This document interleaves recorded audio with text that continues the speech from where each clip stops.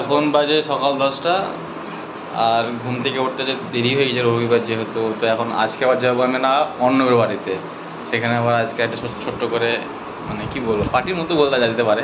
একটা পার্টি না, আজকে আমাদের দুটো পার্টি রয়েছে। দুটো পার্টি, দুপুরবেলায় লাঞ্চে এক জায়গায় যাব আর আবার ডিনার বেলা আবার যেতে হবে আর কি। তো আজকে জমি যাবে পুরো খাওয়া দাওয়া।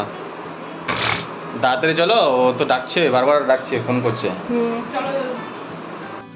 তো ওখানে যেহেতু রান্না করতে হবে তাই এমনি নর্মাল এই একটা ড্রেস পরে যাচ্ছি যাতে একটু গরম টরম না লাগে, রান্না করতে গেলে তো এমনি গরম লাগে।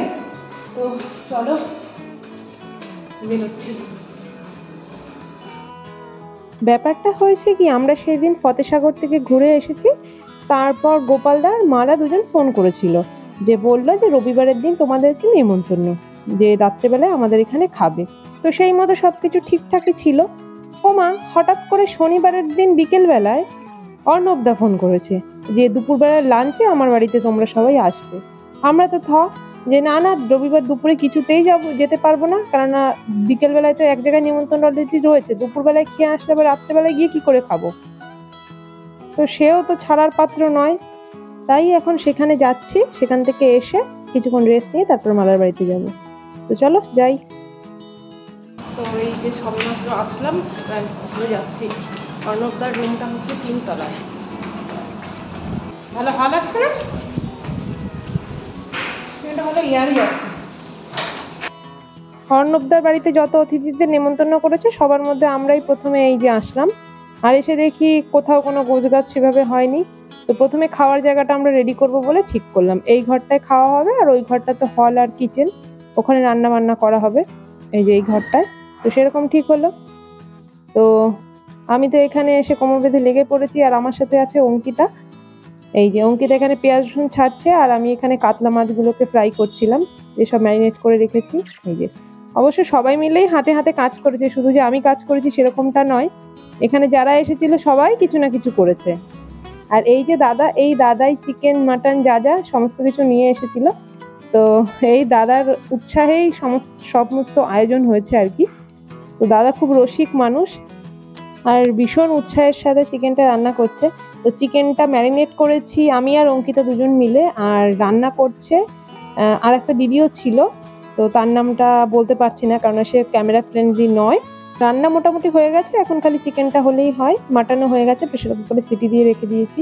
তো আমরা তো এখানে জিৎ আর আমি এখানে বসে আছি, আর আস্তে আস্তে এবার এলো ভাত, আর এদিকে এসছে স্যালাড এসছে আর কি, জানি না এরপর কি আসবে। এরপর কি আসবে? তো চিকেন আসবে, তো চিকেন মাটন সব কিছু আসবে তো। খিদে পেয়ে গেছে, প্রায় 3টে বাজতে চললো, এত খিদে পেয়েছে।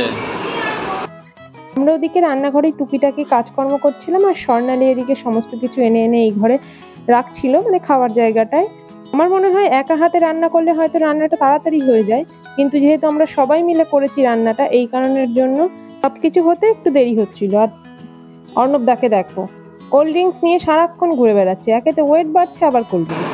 এখানে নিয়ে এসছে মিষ্টি, রসগোল্লা নিয়ে এসছে অর্ণবাবু আমাদের, আর যে সব সেরা সেরা।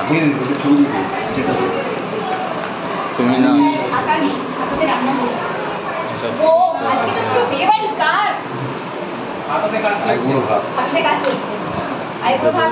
আমাদের বস।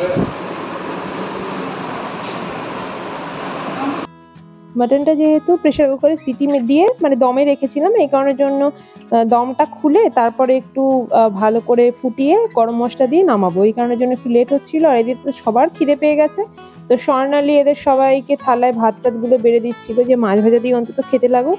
আর চিকেনটাও প্রায় হয়ে গেছে, লাস্ট ফিনিশিংটা ওই দিদিটা করছিল।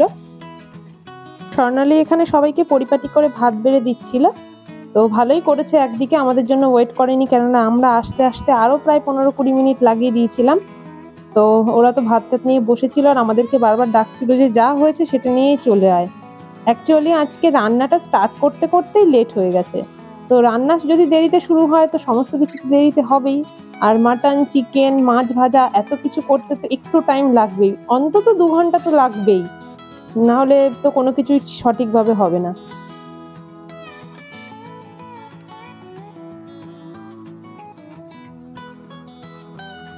পাওয়ারই তো কথা। সব রান্না বান্না হয়ে গেছে, এখানে মাটনটা ফুটছে।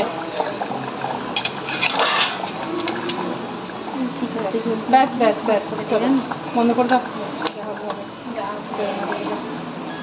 আমরা তো তারপর জয় মা দুর্গা বলে গ্যাসের ফ্লেমটা অফ করে দিলাম, আর অর্ণবদাকে বললাম যে এটা নিয়ে তুমি যাও এবার। তো ওর পেছন পেছন আমরাও চলে আসলাম। এখানে এসে দেখি সমস্ত কিছু একদম গুছিয়ে গাছিয়ে খুব সুন্দর করে সবাই বসে আছে।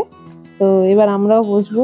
আর অঙ্কিতার প্রচন্ড কষ্ট হয়ে গেছে, কারণ মাটনটা ওই করেছে বলতে গেলে, আমি জাস্ট একটু ওকে হেল্প করেছি। এত আনন্দের মধ্যে থাকি তো হঠাৎ হঠাৎ করে না বাড়ির কথাই ভুলে যাই। তখন আমার মনে হয় এইটাই আমার পরিবার, এটাই আমার পরিবেশ।